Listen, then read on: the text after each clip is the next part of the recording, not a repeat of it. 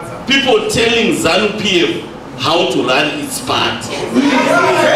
The narrative about President Mugabe, this, President Mugabe, that, imimika, kana maita munu, unofunga kuti is not electable. It's an advantage to you. Use it. Instead of telling us how we should, which president we should put, which president we should remove. Election democracy is not about age. You know, President Mugabe is there because he resoundly got the mandate in 2013. So he won. And some people were saying, now we know how ZANU-PF rigs. I'm sure you've heard them being asked several times. Because there is no rigging. And Papa Pikita can now see your skill. Why didn't they win?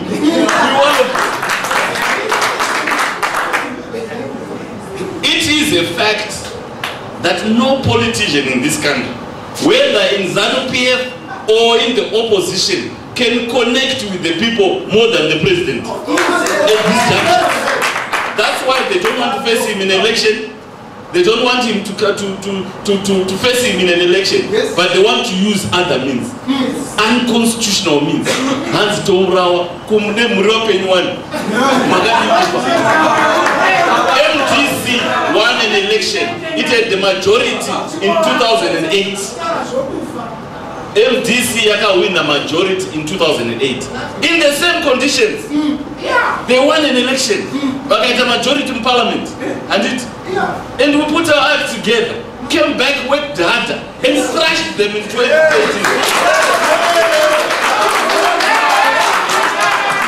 I didn't know my brother here, in his spare time, comes to my house to see what type of house.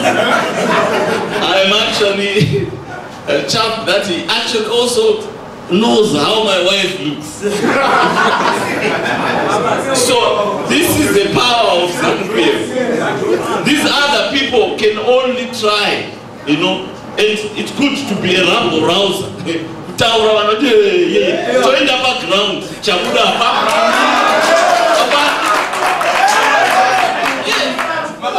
if you got a fragmented party, there's no way of MDCs, 6 MDCs. Imodea Scala, Imodea Mafume, Imodea BT, and you expect those people to be serious politicians.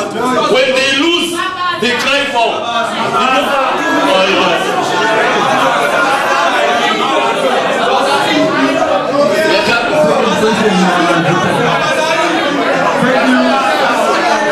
It's going to second question, 2 million jobs.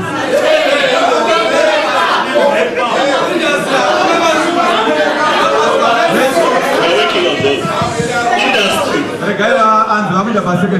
We talked about industry. ZANU-PF is the processes that we follow. Yes. And I'm sure now, with the issues that we have seen, net dollarization and the cost of production in this country, you've seen we've introduced measures. And statutory instrument 64 is one of them. You know, where people were importing Vura, Dovi from other countries, we've stopped that. And it has borne fruit. People are being employed now. Capacity.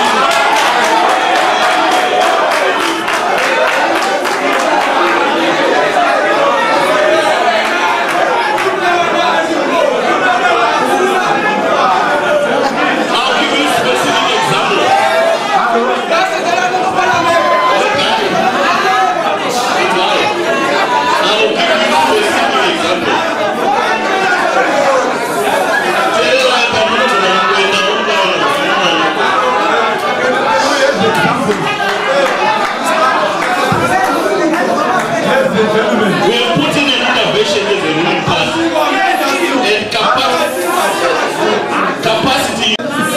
Ladies and gentlemen, Regaiwa answer question.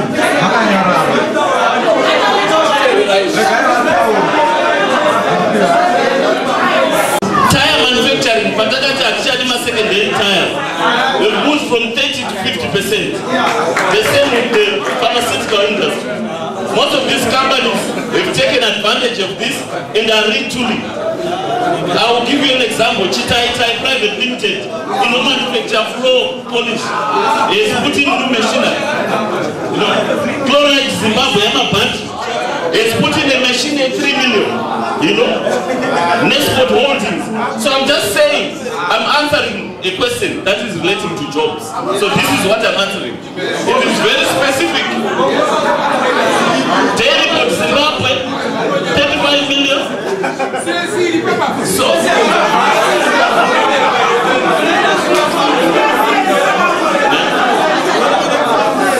I'm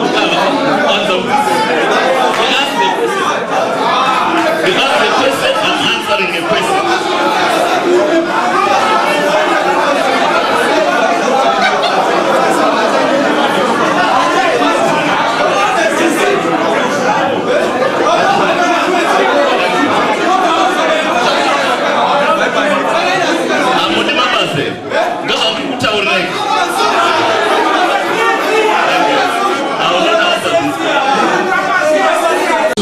Freedom of expression, man,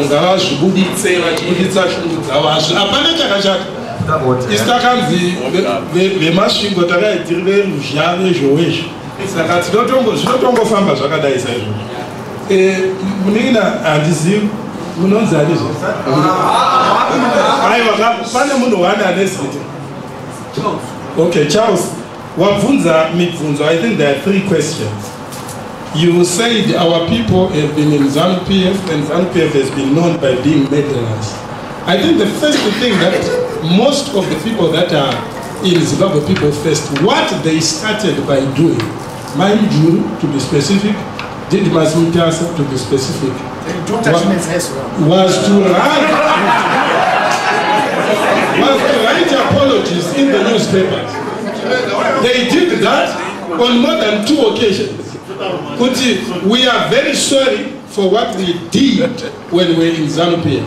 They've apologized, and if you want me to apologize on their behalf, I'm glad to do that. I would like to apologize. A tender was Maimjuru when she was Minister of Post and Telecommunications.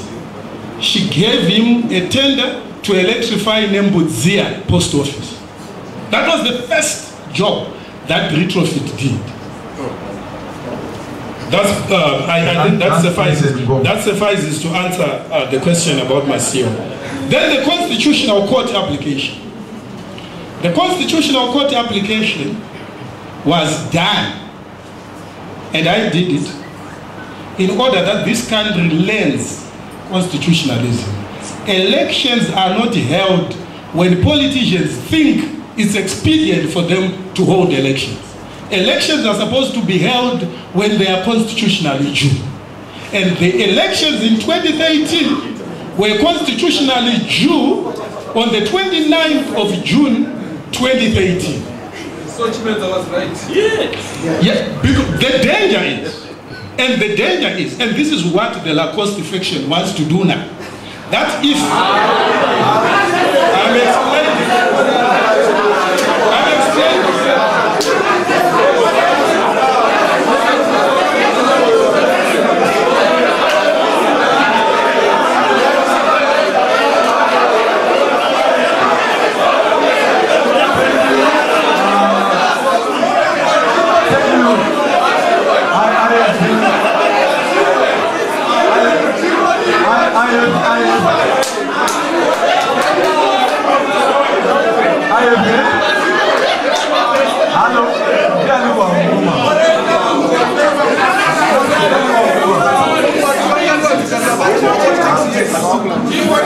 If you allow politicians to determine when to call for elections, if they feel like they are not going to win, you will never go for elections. And this is what some other people are planning to do, to postpone elections in 2018. Because their argument is that if Mugabe resigns or dies or leaves office, and their candidate becomes the president, he will need a bit of time to entrench himself. So they have been talking to some people in the opposition that if they get in, they can postpone election. So The constitutional application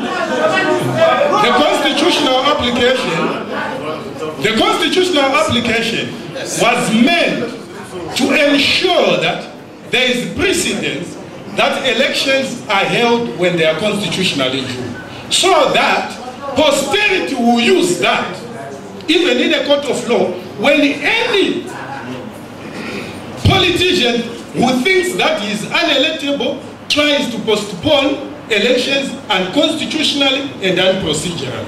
This is something that I did, and this is something that I'm proud of, and this is something that I could have done even tomorrow if someone had wanted to postpone elections unprocedurally. This is something that I did with a clear heart, and this is something that in another world I could do it again. Thank you. Thank you very much, Mr. Mawari. Those are not constitutional ways of election, of getting into power. So if you want to change the lives of Zimbabwe, context in elections, win them, and have the power to change the lives and improve the lives.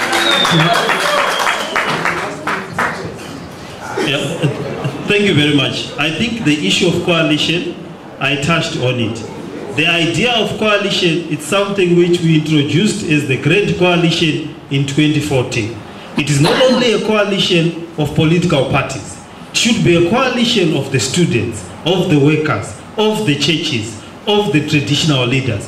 Because our country is in a precarious situation, it is in an unprecedented crisis. We are living with an economy that is equivalent of Rhodesia in 1914. So we cannot continue as normal. We cannot sustain this country at the many mouths in this room with an economy the size of a supermarket in South Africa or the size of Pick n Pay in South Africa. We are in an unprecedented crisis. We need to be able to become a national country. Okay? So we need the coalition. The modalities, as PDP, we are very clear when we started that coalition, the modalities are easy. We are part of the negotiations informally and formally. Some will get there faster, others will follow, but as a principle, it is there. Now the issue of a transition. If people have been observing what has happened in Gambia, a small little country which gained significance this year, they've got what they call a new government, where this chap called Barrow was put in. Now, they've in their coalition agreement, they put in a post-election National Transitional Authority. The problem when people are fighting for your freedom, which we discovered after 1980, it is also their freedom to steal from you. You have to put the coalition partners to terms. You as civic society have to create the grounds of a society that you want. You cannot trust our own confessions that we are now good people, that Jacob is now a good person. When they get into power, they will do what you want. We have to rule by mistrust. Now, ruling by mistrust needs for us to transit from a dictatorship to an open society. So from an economic failed state to an economic sustained state. But for us to do that, we have to define a transition. And when we talk about an NTCC or National Transitional Authority, we are just saying, let's have the ground rules. We can either have it before elections, or we can have the transition after election. Because there is a lot of things that needs to be changed about our society in Zimbabwe. Traditional leaders, the army, the police. You know, the police are called the Zimbabwe Revenue Police now. They just collect money for a living. They no longer arrest thieves. So a lot of things have to transit. So therefore, it's very important. I'm sorry to abuse you from Mashingo, because transition has sort of been confused. It's very, very important. Otherwise, we'll have the runaway 1980 scenario where freedom is meant staying in offices until you drop dead.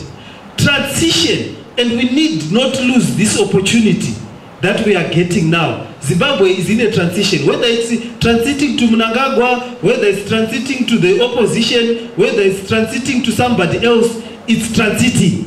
Whether it goes to G40 or it goes to anyone.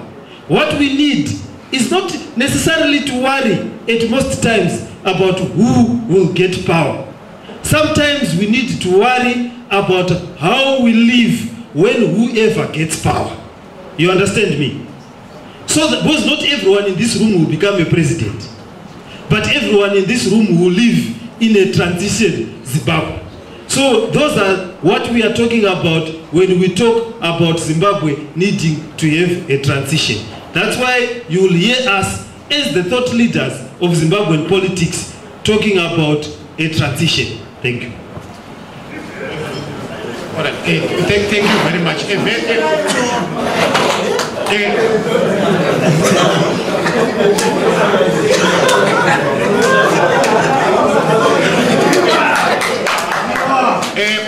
A very important question that has also been asked by my young brother here and also repeated by those who are bringing their question through the social media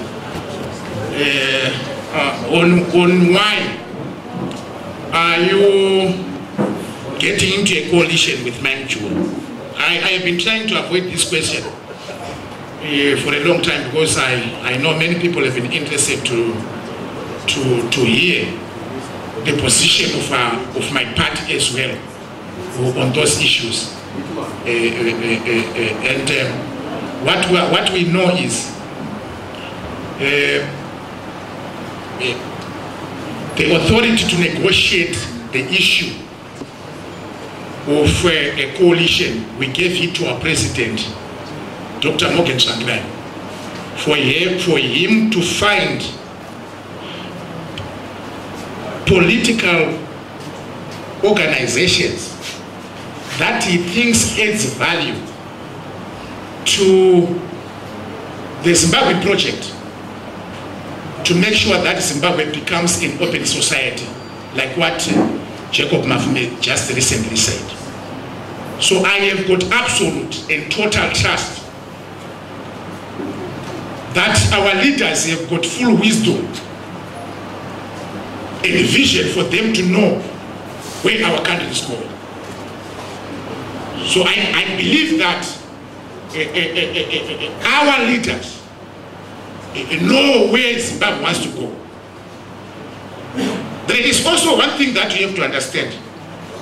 You all heard about an issue of the former Minister of Education, who later became the governor of Mashonaland East, Anonsi Enias Chibwedere.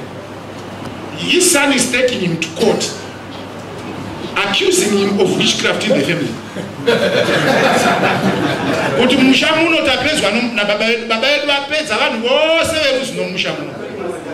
And what they are only saying is that we are appealing to the court and also the government to assist us to bring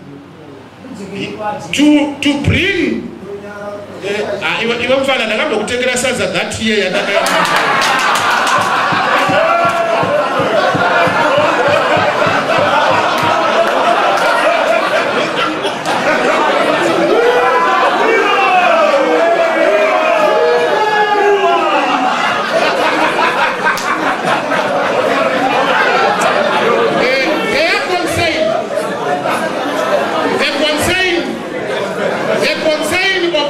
The family is that they only want their father to exorcise witchcraft from the family. After exorcising witchcraft from the family,